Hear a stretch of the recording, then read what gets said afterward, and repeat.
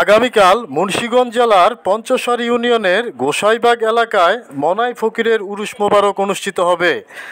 এই সম্পর্কে মাজারের খাদেম আক্তার হোসেন ভান্ডারী যা বলেন। কারণ উনি নাকি অনেক কামের লোক ছিল। এখানে এই একটা গাছ আছিল, আম গাছ, আর এখানে উনি থাকতো। এই আমাদের নদী ছিল যে আরেকটু দূরে, তো ওখানে অনেক নদীতে মাছ ধরতে যেত না। তখন উনি নাকি বলতো এই গাছের উপরে অনেকগুলি ইচা মাছ। তখন দেখা যায় ওই কেউ মনে করেন মানে বিশ্বাস করতো না, কেউ আবার বিশ্বাস করে গাছের আগায় ছাই পাতলে ওখানে বড় বড় চিংড়ি মাছ, ইচা মাছ পাওয়া যায়।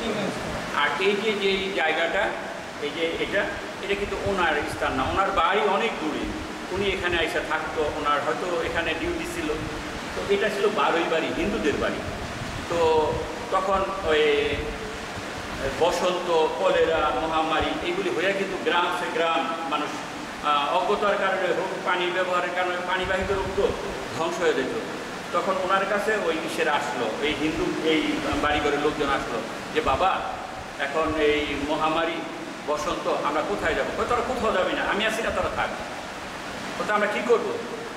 তখন দেখেন আল্লাহর ওলি ওনারা উল্টা বলে। যেমন কোরআন শরীফের মধ্যে সূরা কাহাফের মধ্যে আল্লাহ পাঠাইল মুসা নবীরে ইয়ের কাছে, খিজির আলাইহিস সালামের কাছে। নবী মুসা কিন্তু পাঠাইল জ্ঞানের জন্য খিজির আলাইহিস সালামের কাছে। খিজির আলাইহিস সালামের কাছে গিয়ে কিন্তু উনি থাকতে পারলো না, কারণ নৌকা ডুবাই দিল মুসা আলাইহিস সালাম, খিজির আলাইহিস সালাম। তারপরে এক বালকের হত্যা করে ফেলাইল, কোরআনের ঘটনা। তারপরে এক বাড়ি ঘরের সম্পদ রক্ষা করে দিল। এগুলি অনেক কিছু আল্লাহর ওলিরা যেটা দেখে, সাধারণত অনেক মানুষ সেটা দেখে না। এ সময় উপস্থিত ছিলেন মোহাম্মদ শাহাবুদ্দিন, মোহাম্মদ আবুল হোসেন, আব্দুল হক, কাশেম সিরাজি, মোহাম্মদ ফারুক, মোহাম্মদ মনির হোসেন, মোহাম্মদ ইলিয়াস, মোহাম্মদ সুমন ও আরও অনেকেই।